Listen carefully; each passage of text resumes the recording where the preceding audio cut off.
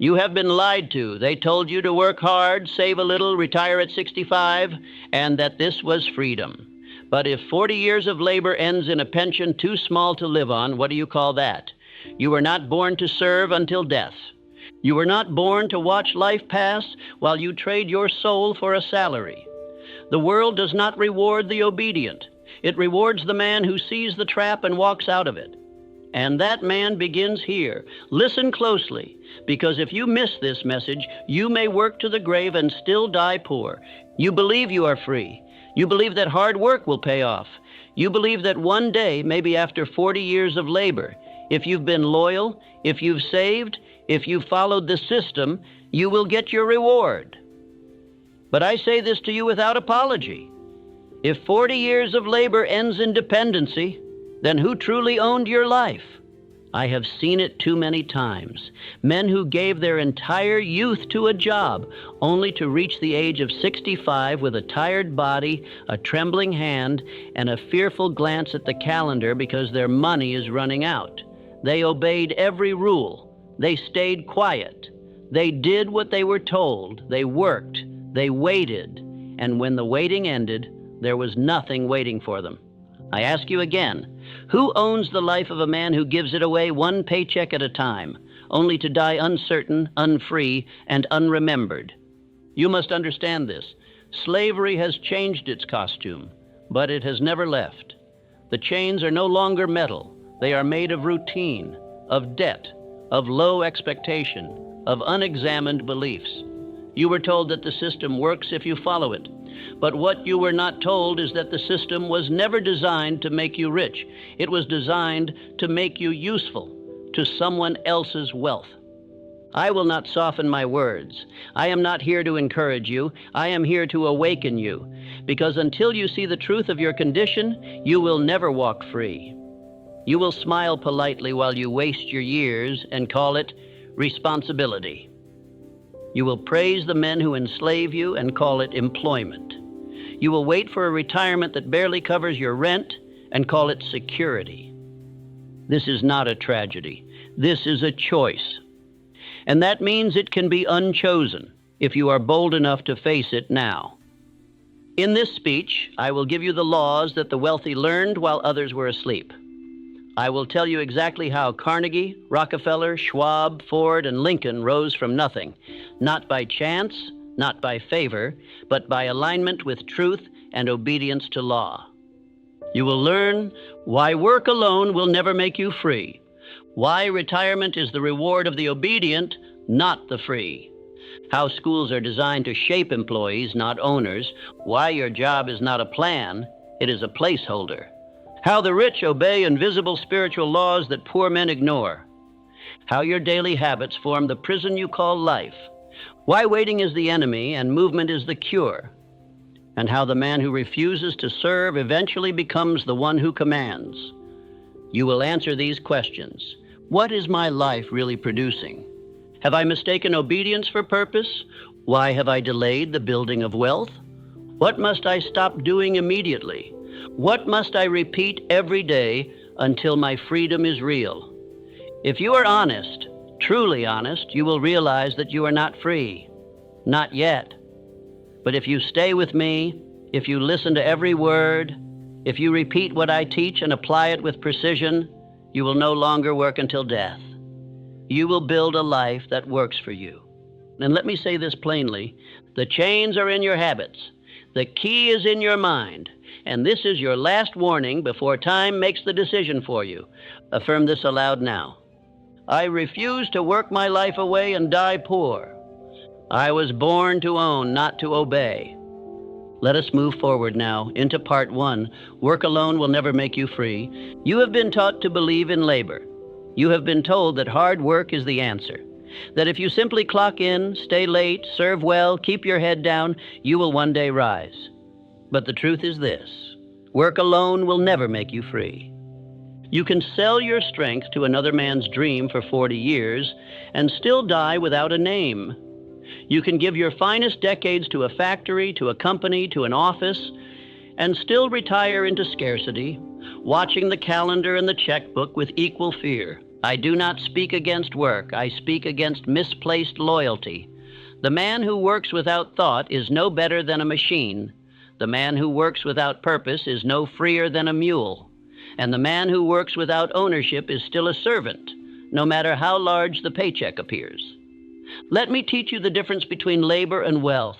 Labor is the effort of the body. Wealth is the command of thought.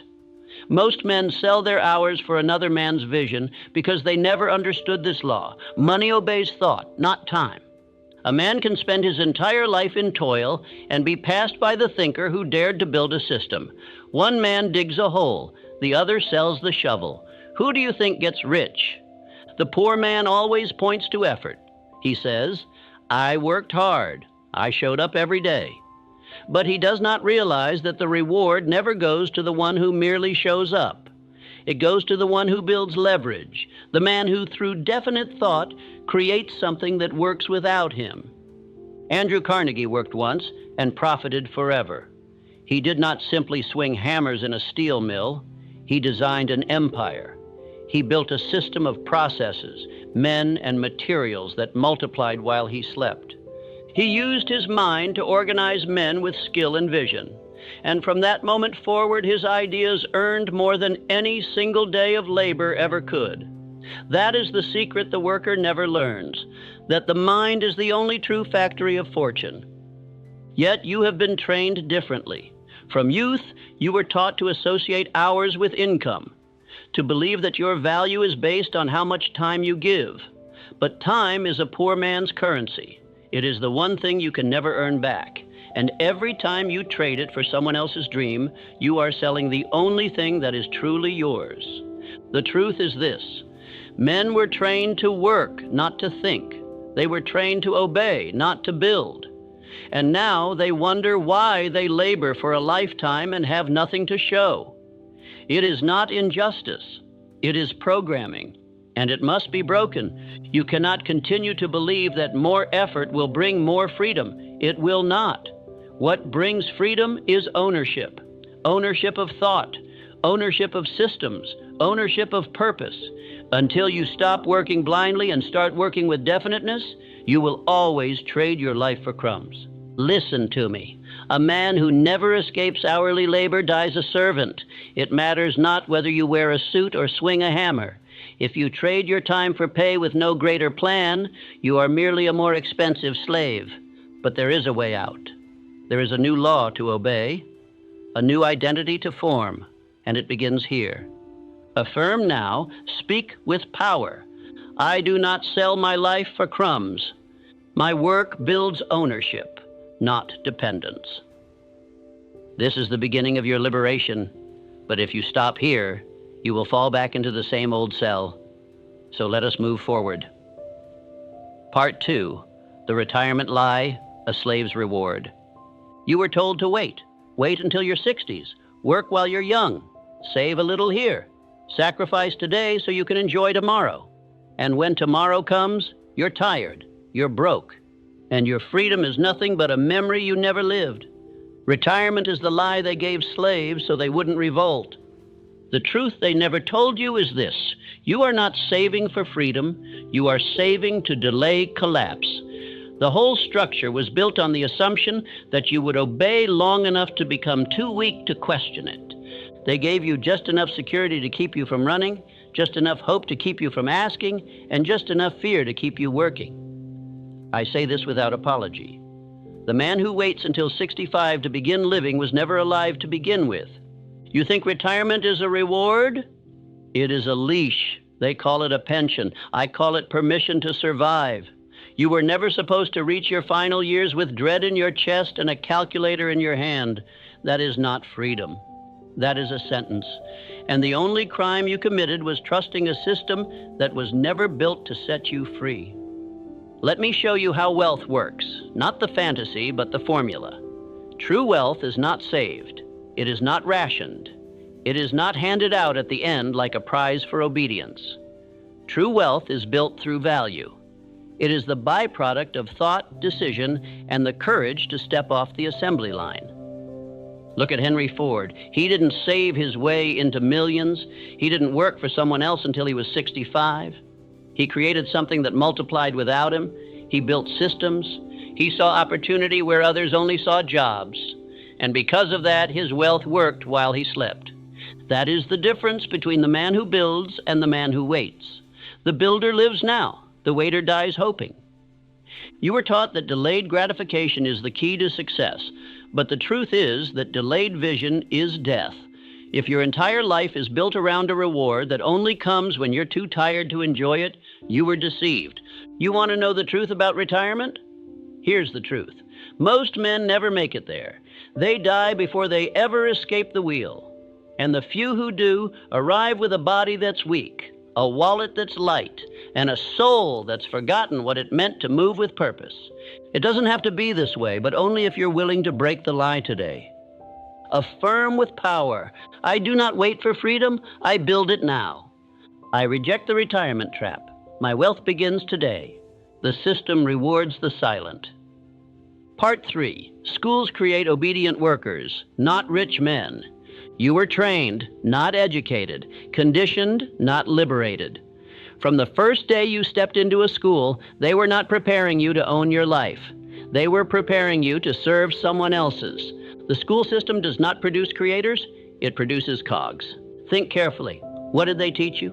Sit down, be quiet, memorize, repeat, obey, raise your hand for permission to speak, wait your turn, learn the rules, follow instructions, stay in line. Now ask yourself, how many of those lessons do you see in the life of the rich? None. Because no man ever became free by obeying everyone else's commands.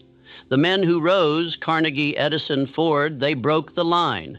They rejected the path laid before them. They thought, they imagined, they questioned, they moved with belief, not compliance.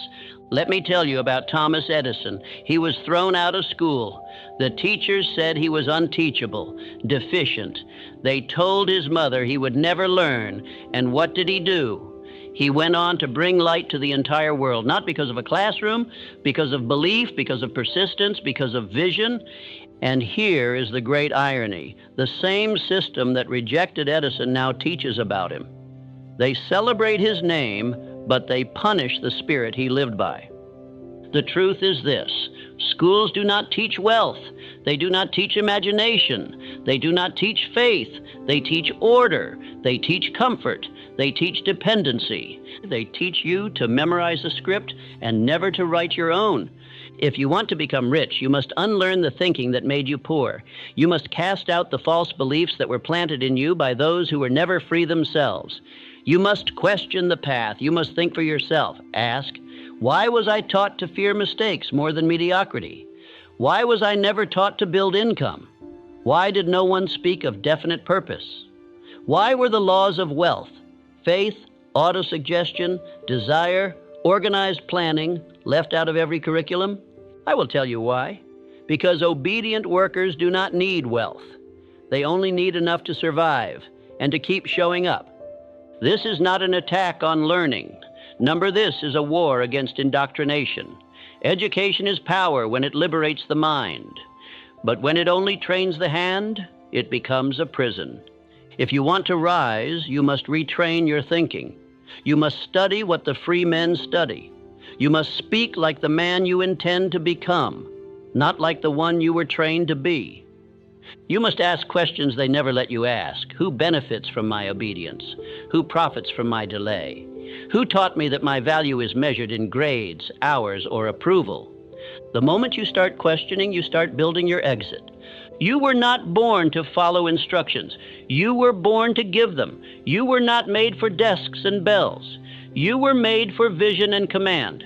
And if you are willing to reclaim your mind, you will reclaim your life. Affirm now, with certainty, I think for myself. I question the path I was given. I was not born to follow instructions. I was born to give them. Part 4. A job is a temporary solution, not a permanent strategy. Let us be honest now, brutally honest. A job is not freedom. A job is not wealth. A job is not a plan. A job is a placeholder for the man who has not yet taken command of his own life. You are taught to believe that a job is security, but I tell you, it is only a cage with polite walls. The world taught you to find employment, not purpose. It taught you to search for paychecks, not plans. It taught you to settle for survival instead of building a life that commands respect and earns abundance. Understand this truth: a job may solve your immediate need, but it cannot fulfill your ultimate calling. If you do not have a definite chief aim, a job becomes a coffin. It is the slow decay of potential masked as duty. You wake up, you punch in, you work all day, you punch out, and repeat. And somewhere along the way, you forget that you were meant for more. Do I say abandon your job? Number. But I say this: use your job the way free men use tools, not as a master, as a means, as leverage, as the funding for your freedom, not the replacement of it. Let me tell you about Edwin C. Barnes. He did not despise work. He worked as a clerk, but he had one vision burned into his soul: to become business partners with Thomas Edison. He worked with purpose, not just for a wage. He used the job to get into the room. And once in the room, he proved himself and left the job behind forever. This is how wealth is built, not through years of repetition, but through intention, definiteness, and strategy. The tragedy of modern man is not that he works hard, it is that he works hard without direction, without purpose, without ownership. And so he becomes a slave, not because of chains, but because of habit. Hear me now. A job is only noble when it funds your freedom. If you are still working to stay alive, you are not yet free. If you are still hoping for a raise instead of building income streams, you are not yet free. If your days are consumed with tasks that build someone else's dream and leave yours dormant, you are not yet free. But you can be. The door is open, but you must stop kneeling before the illusion of security and start standing for the reality of ownership. Do not live your entire life renting your time. Own your days. Command your income. Use your job. Don't let it use you. Say it with conviction. My job is not my identity. It is my tool. I use my job to build freedom. Part 5. The rich man's laws are spiritual first. Let the world keep chasing money. Let them scramble for crumbs. Let them trade hours for coins and sell their birthright for wages. You, I am speaking directly to you, you must understand what they do not. The laws that create wealth are spiritual before they are material. You cannot rise until you rise in mind. You cannot earn until you believe you are worthy. You cannot command until you obey the laws that govern riches. Not the laws written by men, but the ones written into the very structure of the universe. There is a divine law behind every fortune. And if you break that law, the money will break you. You have been told money comes from effort. I tell you plainly, money comes from alignment. You must align your thought with your belief with your words with your action, and your action with your plan. This is law. This is order. This is power. Look at the lives of the wealthy, not the ones born into it, but those who built it. Rockefeller tithed not out of superstition, but out of principle. He honored divine law. He believed money was a stewardship. He structured his empire not just on business, but on internal discipline. Andrew Carnegie surrounded himself with minds greater than his own, not because he was weak, but because he obeyed the mastermind principle. He believed that riches were attracted to unity, to definiteness, to mental harmony. Edison repeated the vision of electric light to himself long before the world believed in it. He walked with certainty while others mocked. He obeyed the invisible law of belief, faith applied to a definite aim. Do you understand now? It is not business alone that creates wealth. It is belief. It is spiritual alignment. Faith is not religion. It is power. It is seeing the invisible as though it were visible. It is holding your vision with such intensity that the world must obey. And what of autosuggestion? The world calls it foolish repetition. The rich call it mental programming. They know the subconscious mind must be told what to do. And what you say to yourself with emotion becomes instruction. And the subconscious executes what it is told. If you wake each day and speak defeat, delay, weakness, you have issued orders for poverty. If you wake and declare belief, wealth, clarity, you have issued orders for victory. And planning, do you think riches obey the man who moves without a map? Never. Wealth is a general. It responds to organized offense. Write your aim, write your steps, review them daily, adjust, attack again. All of these, faith, definiteness, repetition, planning, are spiritual in nature before they ever manifest a dollar. This is why the poor man may work harder than the rich and yet remain poor, because he works with muscle while the other works with mind. One sweats without direction, the other thinks with precision. And the man who thinks according to law will earn in 1 year what the other cannot earn in a lifetime of labor. You must master these laws. The law of definite chief aim, the law of faith through auto-suggestion, the law of planning organized by purpose, the law of the mastermind, the law of cosmic habit force, which rewards only rhythm, not randomness. These are not opinions, these are eternal laws. Break them and life will break you. Obey them and the world will yield. You must live by inner command. You must rise before the world rises. You must speak your aim aloud. You must write your instructions to self. You must review your plan and build rhythm into every hour. This is not spiritual fluff. This is the foundation of every empire. Riches are not the reward of effort. They are the reward of obedience to law. Part 6. The habit system that creates financial slavery.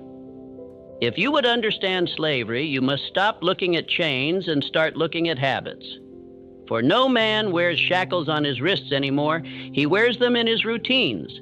Slavery in this age is not enforced by force. It is enforced by familiarity, by repetition, by rhythm gone wrong. You rise, you eat, you labor, you rest, and you call it life. But I ask you, is it your life? Or is it the life designed for you by other men who profit from your blindness? The modern slave is not bound by a master. He is bound by a cycle. And that cycle, unless interrupted, will carry him to the grave with nothing to show but obedience and exhaustion. The chains are in your habits. What time do you wake? What thought enters your mind before the world speaks? Do you begin your day with instruction to self, or do you check a machine and follow the world's instruction? When your body rises but your purpose sleeps, you are already a servant. Let us speak plainly. You cannot live like a common man and expect uncommon results. You cannot drift into fortune. You cannot wander into mastery. You must command it, and command requires rhythm, but it must be the right rhythm. The poor man wakes late, eats thoughtlessly, consumes without producing, reacts without thinking, and repeats the same confused day, year after year.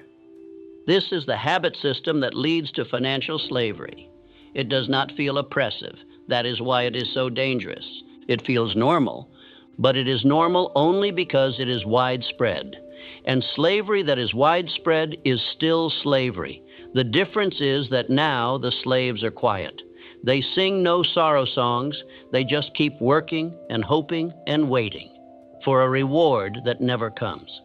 Now compare this with the habits of the wealthy, not those who inherited, but those who built.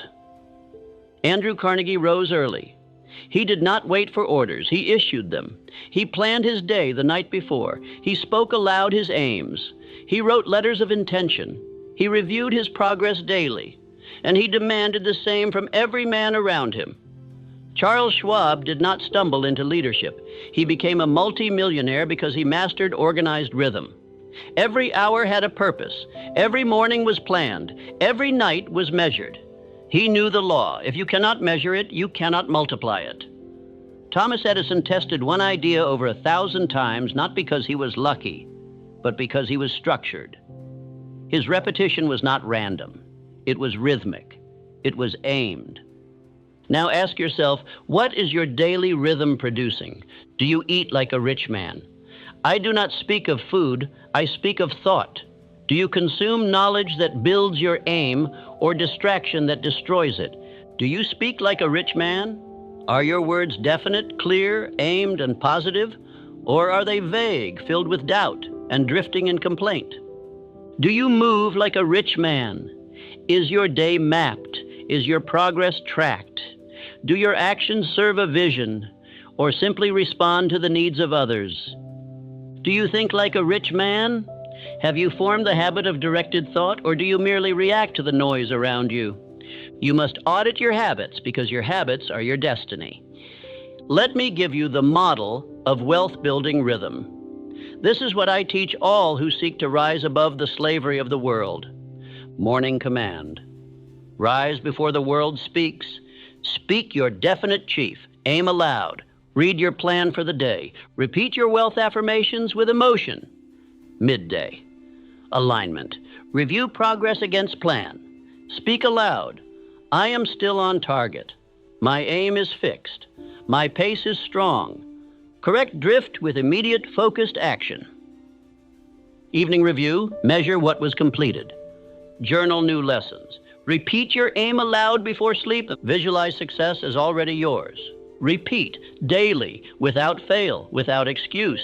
This structure alone will begin to reprogram your subconscious mind, and your subconscious is the builder of all results. Do not underestimate this. Most men fail not because they lack intelligence, but because they lack rhythm. The law of cosmic habit force is not poetic, it is practical. It means that every thought repeated becomes a command. Every action repeated becomes a pattern. Every pattern reinforced becomes identity. And every identity manifests results that match it. If you want wealth, you must form the habits of wealth. If you want power, you must form the rhythm of power. And if you want freedom, you must form the disciplines of a free man. And do not say you are too old. Do not say it is too late. The moment you command your rhythm, your life begins again. Repeat these affirmations daily. My habits build freedom or chains. Each day I command myself into power. Now write your daily rhythm. Practice it tomorrow, and the next, and the next. Do not skip. Do not drift. Do not delay. You are either forming the habits of freedom, or you are wearing the chains of slavery. Part 7. If you wait, you will serve those who did not. There is a law few men are willing to confront, a law more sobering than failure and more costly than ignorance. He who waits serves the man who does not. The world has never rewarded hesitation. It has never crowned the cautious. It has never surrendered its riches to the man who delayed. Look around you at every industry, every street, every corner of society, and you will find the same truth. The men who rule are not the ones who waited for permission. They are the ones who moved when others paused, decided when others doubted, and acted when others were still seeking clarity. Wealth does not come to the brilliant. It does not come to the good. It does not come to the hopeful. It comes to the man who moves. It finds its way into the hands of the one who stepped into the storm, made a decision under pressure, and claimed his portion while others still counted the cost. You think life will give you time? You think opportunity will wait? Number life waits for no one, and the man who waits becomes the laborer for the one who didn't. Abraham Lincoln, a man of great principle but greater movement, understood this law. In the darkest hours of his leadership, he did not sit in endless counsel. He moved. When the nation fractured, he acted. When the outcome was uncertain, he still advanced. He issued the Emancipation Proclamation not when it was safe, but when it was necessary. He did not wait for clarity. He created it through decision. That is what leaders do. That is what free men do. They act, and the world adjusts. Most men do not fail because they made the wrong move. They fail because they made no move. They wait for the economy to shift, for the perfect plan to emerge, for fear to disappear, for someone else to show them the way. But understand this, waiting is not neutral. Waiting is movement, backward. Every day you delay, another man acts. Another man builds. Another man claims the ground you forfeited. And then, when your years have passed and your energy is gone, you will find yourself in service to him. Not because he was better, not because he was chosen, but because he moved. I must say it plain. Your delays will become your chains. And I know the voice that tries to excuse this. I'm still researching. I'm just not ready. I'm being patient. Let me tell you something that the rich understand and the poor ignore. Patience is only a virtue when it is paired with action. Patience without movement is paralysis. And paralysis is death in disguise. Look at the wealthy. Not one of them waited. Carnegie started in poverty, but he acted. He moved to organize steel when others feared risk. Ford dared to mass produce when others mocked the idea. Edison declared his inventions before they worked because he understood the law. Movement precedes manifestation. So, what are you waiting for? Are you waiting for the economy to improve? While you wait, someone is creating their own economy. Are you waiting for more knowledge? While you wait, someone with less intelligence is building more wealth. Are you waiting for courage? Courage is not something you feel, it is something you decide. The tragedy is not that men fail. The tragedy is that they delay and delay and delay until the very life they wanted is now owned by someone else. And so I warn you, as a man who has studied failure and fortune alike, if you wait, you will work for the man who didn't. If you hesitate, your children will serve the children of the man who didn't. If you pause, your dream will be built by the man who didn't, and your name will not be on it. You may think you are being cautious, but the law of the world is movement. Those who do not move are trampled, and no excuse will spare you. I do not speak this to frighten you. I speak this to awaken you. The time is now. The door is open, but it will not remain open forever. Say these words with me. Let them burn into your being. I act while others wait. My speed creates my freedom. Do not let your habits be slow. Do not let your voice be hesitant. Do not let your life be a monument to what could have been. Move, decide, building now. Part 8. The man who refuses to serve becomes the one who commands. Let us now bring every law, every truth, and every warning to its final conclusion, identity. For until you transform who you are, no change in your habits, no change in your income, no change in your environment will last. This world does not obey the man who performs. It obeys the man who commands, and no man can command until he first refuses to serve. I do not speak of service to others, for there is honor in building, in giving, in contributing. I speak of servitude to fear, to routine, to wage, to mental chains. The man who wakes each morning only to serve the vision of another, who never writes his own aim, who waits for orders, who drowns in tasks without purpose. That man is not free. That man is not fulfilled. That man is not the master. And I tell you with the force of law, that man can be transformed. He must. Or else he will become what this system designed him to be, a worker until death, a consumer until empty, a servant until forgotten. The turning point, the line between labor and leadership is this: self-command. Not emotion, not wish, not even effort, command. And that command begins with the mind. A man who masters himself no longer obeys the world. The world obeys him. The market shifts to make room for his value. The people adjust to match his belief. The money moves toward his aim because he moves toward it without hesitation. Let me speak to you plainly now. You can die as a laborer or rise as a leader. The difference is not money, it is thought, discipline, and decision. You were not born to merely work. You were born to build. You were not born to be instructed. You were born to direct. You were not born to comply. You were born to create. And if you are still breathing, still hearing these words, it means it is not too late. But understand, this is the final gate. You must cross it, or forever live beneath it. What must you do? First, write your definite chief aim. Not tomorrow. Now decide who you are, what you demand from life, how you will serve others through your purpose, and make it clear, bold, and written. Second, build daily command. Do not trust motivation, trust repetition. Every morning, read your aim aloud. Every night, speak your belief in your wealth, your power, your identity.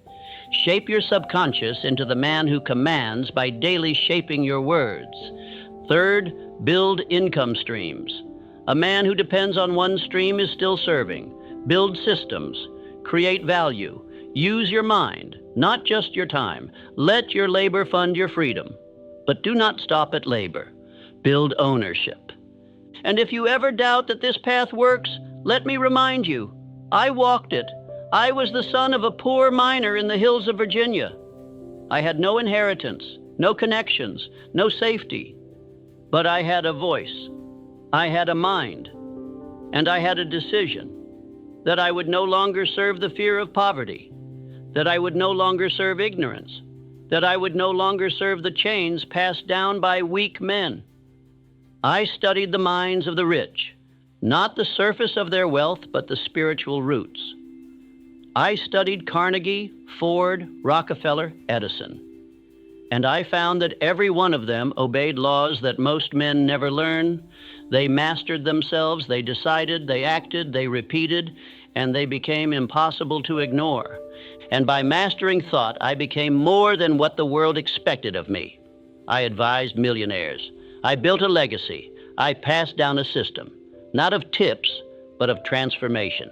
And so can you, but it begins now. And it begins with your refusal. Refuse to live as if you are powerless. Refuse to wake up with no aim. Refuse to sell your time for crumbs. Refuse to think small, move slow, act weak. Refuse to die without building something the world cannot erase. You are not here to serve fear. You are not here to obey mediocrity. You are here to command. Let these final affirmations become your oath. I will not be a slave to any man. I was born to command wealth, not to work until death. And now, walk, speak, building live, not as the man the world tried to make of you, but as the man you were always meant to become. This is your beginning. This is your freedom. This is your new law.